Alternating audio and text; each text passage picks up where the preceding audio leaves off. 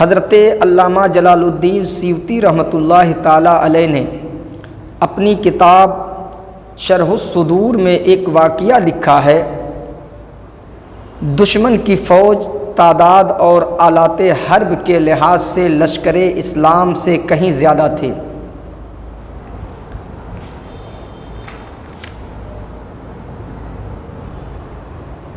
لیکن پھر بھی مسلمان کبھی وسائل پر بھروسہ نہیں کرتا، اس کا تقیہ صرف اور صرف اللہ تعالیٰ اور اس کے رسول کریم صلی اللہ تعالیٰ علیہ وسلم کی ذات پر ہوا کرتا ہے۔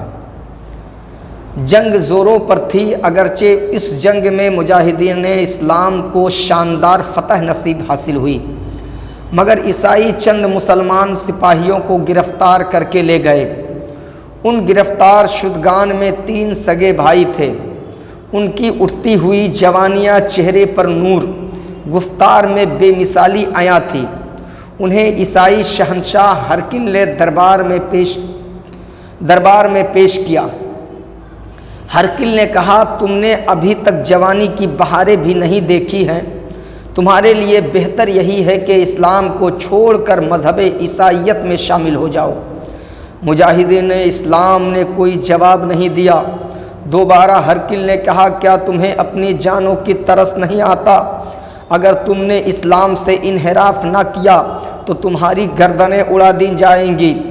میرے ایک اشارہ ابرو کی دیر ہے، تمہارے جسم خاک و خون میں تڑپتے ہوئے نظر آئیں گے۔ مجاہدین اسلام بولے، غلامان محمد جان دینے سے نہیں ڈرتے، یہ سر کٹ جائے یا رہ جائے کچھ پرواہ نہیں کرتے۔ اے عیسائی بادشاہ، اگر ہماری جانیں اللہ کی راہ میں اسلام کے نام پر قربان ہو جائے تو اس سے بڑھ کر اور کیا خوش بختی ہو سکتی ہے؟ ہم شہادت کا جذبہ لے کر ہی میدان جہاد میں آتے ہیں۔ ہماری زندگیاں اسی مرتبہ کے حصول کے لیے آرزویں کرتے گزر جاتی ہے۔ ہرقل نے کہا، ایک بار تمہیں اور موقع دیتا ہوں، سوچ لو۔ انہوں نے کہا کہ ہماری آخری سانس بھی یہی جواب ہوگا کہ جان تو دے سکتے ہیں لیکن مصطفیٰ کا دیا ہوا ایمان نہیں دے سکتے۔ آخر اس نے حکم دیا کہ یہ لوگ کسی صورت میں ایمان سے ہٹنے کے لیے تیار نہیں ہیں۔ انہوں نے کھولتے ہوئے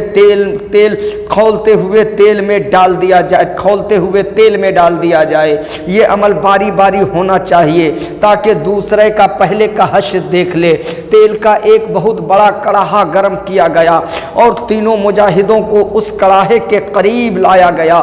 پہلے ایک کو پکڑ کر جلتے ہوئے تیل میں ڈال دیا گیا، دوسرے نے پڑھا انا للہ و انا الیہ راجعون۔ اس مجاہد نے کہا، جلدی کیجئے، میں بھی اپنے بھائی کے پاس جلدی پہنچنا چاہتا ہوں۔ آخر اس کو بھی کھولتے ہوئے تیل میں ڈال دیا گیا۔ اب تیسرے کی باری تھی۔ اس کی 18 سال کی ابھرتی ہوئی جوانی دیکھ کر ایک وزیر کو ترس آ گیا۔ اس نے کہا، اس کا ایمان ہم جلد چھین لیں گے، مجھے مختصر سے عرصہ کی مہلت دیجئے۔ ہرقل بادشاہ نے کہا، یہ لوگ اسلام میں بڑے مضبوط ہوتے ہیں، ان کے خون کا آخری قطرہ بھی ان کے ایمان کی شہادت دیتا ہے۔ معلوم نہیں ان کے نبی نے اس کو کیسا نشہ پلا دیا ہے کہ دنیا کی کوئی ترشی اس کو اتار نہیں سکتا۔ وزیر نے کہا، یہ ٹھیک ہے، مگر یہ عرب کے لوگ عورتوں کے بڑے شائق ہوا کرتے ہیں، کوشش کروں گا کہ اس کو اسلام سے منحرف کرنے کے لیے ہر درجہ استعمال کروں گا۔ بادشاہ نے اسے اس مجاہد کو ساتھ لے کر جانے کی اجازت دے دی۔ سورج غروب ہو چکا تھا، رات کی سیاہی آسمان کے کناروں پر پھیلتی چلی گئی۔ وزیر نے اس نوجوان کو ایک مکان میں بند کر دیا اور اپنی لڑکی کو بلا کر کہا، دنیا عیسائیت میں تجھ سے بڑھ کر کوئی لڑکی حسین نہیں ہے، عقل مند اور ذہین بھی ہو۔ اگر تم اس عربی نوجوان کا ایمان چھیننے میں کامیاب ہو گئی تو ہم انعام و اکرام سے مالا مال کر دیے جائیں گے۔ وزیر کی لڑکی نے کہا، ابا یہ بات تو میرے بائیں ہاتھ کا کھیل ہے۔ اس نوجوان کے چہرے پر اٹھتی ہوئی ایک نظر اس کے ایمان کو متزلزل کر دینے کے لیے کافی ہے۔ وزیر نے اپنی لڑکی کو थपकी दी और कहा जाओ और कामयाबी वापस लेकर आओ। लड़की ने जाकर दरवाजा खोला, देखा तो नौजवान कुरान की तिलावत कर रहा है। लड़की जाकर उसके पास बैठ गई। निस्फ रात गुजर गई मगर उस नौजवान ने उस लड़की की तरफ एक निगाह भी उठा करके नहीं देखा। वो तमाम रात मुंतजिर करती रही, ये नौजवान एक निगाह गलत से भी देख ले, मगर जिन निगाहों में हुस्ने मुस्तफ़ा बस चुका हो, जिस निगाहों में हुस्ने मुस्तफ़ा बस चुका हो, वो निगाहें कैसे किसी और की तरफ उठ सकती है। उस लड़की के लिए ये मंजर बड़ा ही अजीब था। कहीं दुनिया उसके चेहरे की एक झलक देखने के लिए बेताब व बेकरार रहा करता है, और कहीं ये नौजवान के तमाम रात गुजर गई, उसको इल्म भी नहीं है कि कोई मेरे पास आया भी है। सुबह हुई, वो लड़की दरवाजा बंद करके चली गई। वजीर ने पूछा, कहो क्या खबर लाई हो? लड़की ने कहा, आज रात उसकी इबादत की रात थी, मैंने हर चंद कोशिश की मगर उसने मेरी तरफ निगाह उठाने की भी ज़हमत ना की है। दूसरी रात फिर लड़की उस मुसलमान नौजवान के कमरे में पहुंचती है, मगर देखा कि वो नौजवान नफिल पढ़ रहा है। ये रात नफिल पढ़ते पढ़ते गुजर गई। यूं ही मुसलसल 40 रातें वो लड़की आती रही, और वो आंखें जिन पर अल्लाह और उसके रसूल का कब्जा हो, उनके गैर की तरफ उठने का सवाल ही पैदा नहीं होता है। क्या तकवा और परहेजगारी है? यही लोग हैं जिनके मुताल्लिक अल्लाह ताला फरमाता है, उलाइका अलैहिम सलवातुम मिन रब्बिहिम व रहमा, उन पर मेरी रहमतें और बरकतें हैं। हर रात उसकी इबादत और कुरान खानी देखकर लड़की की जिंदगी में अजीब इनकलाब आ गया है। उसने सोचा, आखिर वो कौन ऐसा हसीन है जो उसकी निगाहों में बस गया है कि ये किसी दूसरे की तरफ नजर उठाने के लिए तैयार नहीं है। हाँ, उनकी यही शान है। नबियों में है नबी ऐसे के खत्मुल अंबिया ठहरे, नबियों में नबी ऐसे कि खत्मुल अंबिया ठहरे, हसीनों में हंसी ऐसे कि महबूबे खुदा ठहरे, हसीनों में हंसी ऐसे कि महबूबे खुदा ठहरे। आखिर एक रात लड़की ने कहा, ए अरबी नौजवान, मैं हैरान हूं कि 40 रातें गुजर गई है मगर तूने मुझे देखा तक नहीं है। मुझे बता दो कौन सा नशा है जिसमें तू हमेशा मस्त रहा करता है, वो कौन सी जात है जिसमें हमेशा तू मुस्तगरक रहा करता है। ये सुनकर लड़की ने कहा, खुदा के वास्ते मुझे बता दो आखिर वो कौन ऐसी जात है जिसके लिए तू अपनी जिंदगी को उस पे कुर्बान करने के लिए तैयार हो, अपनी जान देने के लिए तैयार हो, लेकिन एक नजर भी मेरी तरफ देखने के लिए तैयार नहीं हो। ये सुनकर लड़की ने कहा, वो नौजवान कहता है कि मैं दुनिया की नजरों की मुंह में दुनिया की तरफ क्यों झांक कर देखूं, मैं दुनिया की हसीनो जमील को क्यों देखूं?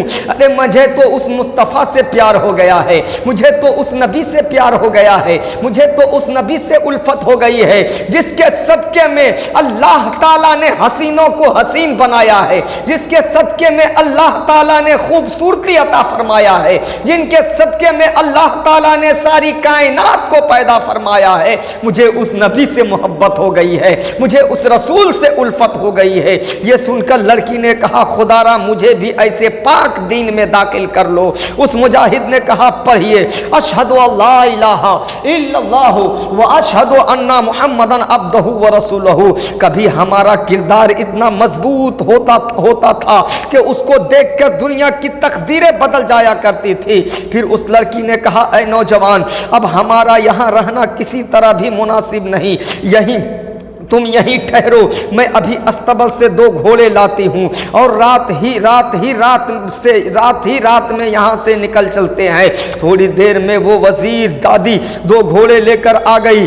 दोनों तमाम रात घोड़े दौड़ाते रहे। सुबह हुई तो नमाज के लिए रुके, मुड़कर पीछे देखा तो वो एक लश्कर आ रहा था, गर्द उड़ती नजर आ रही। लड़की ने कहा, खबर हो चुकी है, अब हम गिरफ्तार हो जाएंगे। नौजवान ने कहा, घबरा घबराओ नहीं, 1000 की फौज के लिए मैं अकेला ही काफी हूँ। सुभान अल्लाह, बकरियों की रेवड़ों के लिए एक ही शेर काफी होता है। ये देखते देखते गर्द कब करीब नजर आने लगी है। जब बिल्कुल करीब आए तो दोनों देखकर हैरानो शशर्द रह गए कि वो दो भाई जो खौलते हुए तेल में डाल दिए गए थे, घोड़ों पर सवार चले आ रहे हैं। उन्होंने आते ही कहा अस्सलामु अलैकुम, और बोले हैरान क्यों हो गए हो? कुरान करीम का ये ऐलान याद नहीं है, वला तकुलू लिमन युक्तलू फी सबीलिल्लाह अमवात बल अहयाउन वलाकिन ला तशउरून। वो लोग जो अल्लाह की राह में अपनी जान कुर्बान करते हैं वो मुर्दा नहीं, जिंदा होते हैं, मगर तुम्हें उनकी जिंदगी